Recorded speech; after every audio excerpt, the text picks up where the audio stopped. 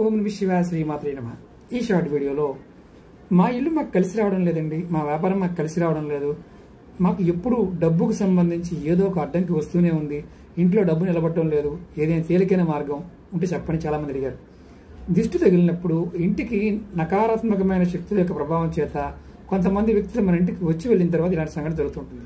అలాంటప్పుడు మీరు ఏం చేయాలంటే ఒక మట్టి ప్రమిద తీసుకోండి, లేదా మట్టి ముగ్గురైనా పర్వాలేదు. దానిలో ఒక 7 కర్పూరం బిళ్ళలు, అందుట్లో పచ్చ కర్పూరం బిళ్ళలు తీసుకోండి. దాంతోపాటు 2 లవంగ, 2 యాలకి తీసుకోండి.